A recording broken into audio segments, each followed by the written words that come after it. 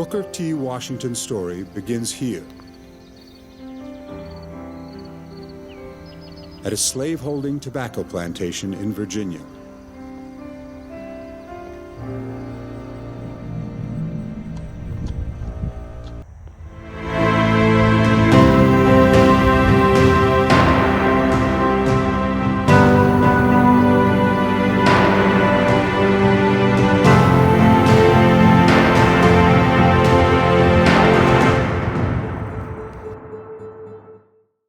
Slavery was the primary cause of the Civil War.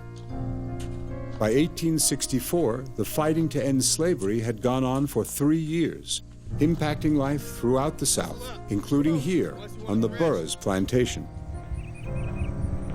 Elizabeth Burroughs ran the plantation after her husband James died and her sons had left to serve in the Confederate Army. At least 10 enslaved Africans worked the plantation. One, named Booker, was 8 years old. He had been valued at $400.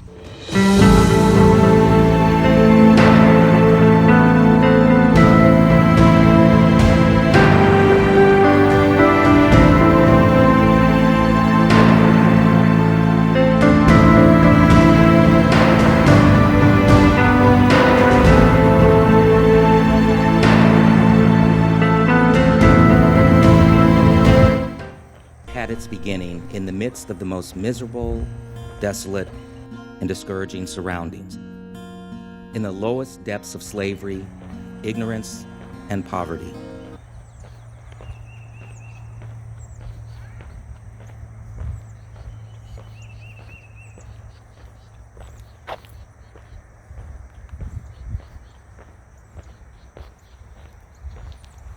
By spring, rumors abounded that the war would soon end. The outcome would have a profound impact on all who lived at Hales Ford. My first knowledge that freedom of the slaves was being discussed was early one morning when I was awakened by my mother. Joe, wake up, wake up, wake up. We's gonna be free. Oh Lord, give Mr. Lincoln and his armies the strength to win this war so my children can be free. Our dark days of being a slave is about to come to an end. We's gonna be free. Finally, the war closed and the day of freedom came. It was a momentous and eventful day to all on our plantation.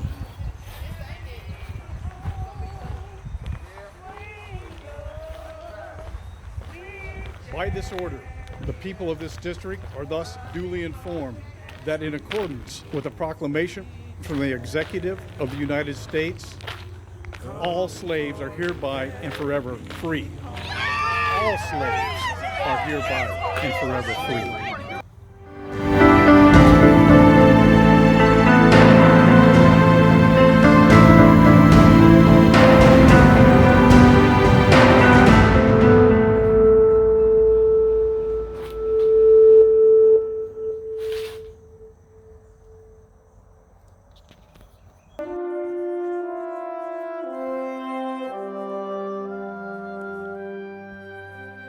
I have learned that success is to be measured, not so much by the position that one has reached in life, as by the obstacles which he has overcome while trying to succeed.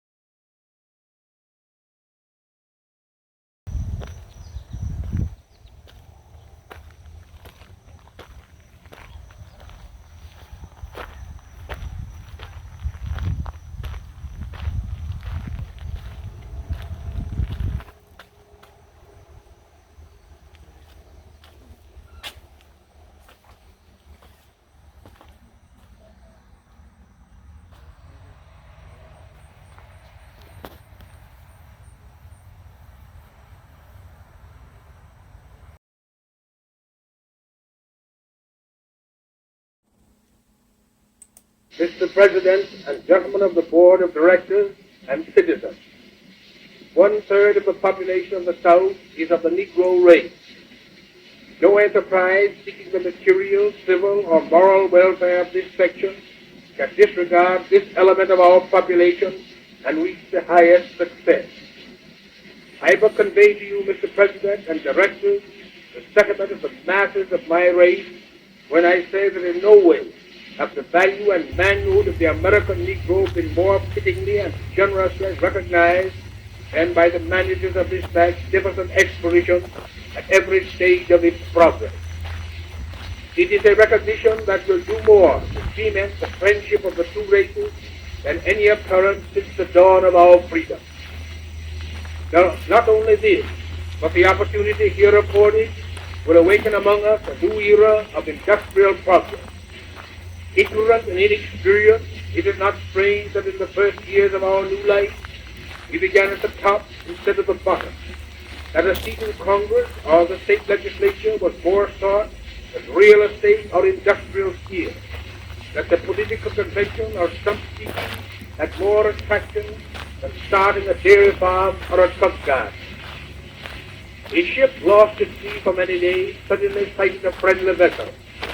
From the mast of the unfortunate vessel was seen a signal: "Water, water, we die of thirst." The answer from the friendly vessel at once came back: "Cast down your bucket where you are."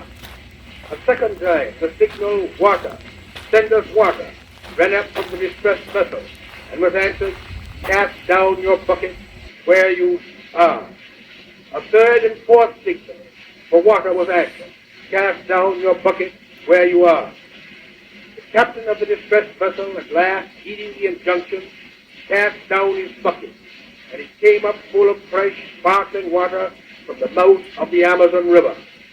To those of my race who depend on bettering their condition in a foreign land, or who underestimate the importance of cultivating friend relations with the southern white man, who is their next-door neighbor, I would say, cast down your bucket where you are. Cast it down in making friends in every manly way of the people of all races by whom you are surrounded.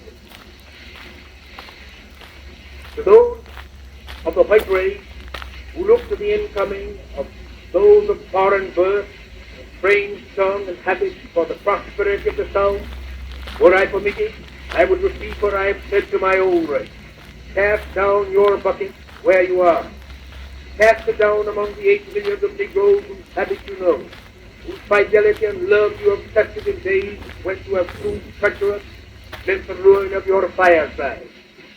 Cast down your bucket among these people who have, without strikes and labor wars, killed your fields, cleared your forests, builded your railroads and cities, and brought forth treasures from the bowels of the earth, helped to make possible this magnificent representation of the progress of the South. Thank you for watching our video. Please remember to like, share, leave a comment, and subscribe. It really helps us grow the channel. Also, if you're looking for more history-related content, then we invite you to head over to our website, americasbesthistory.com.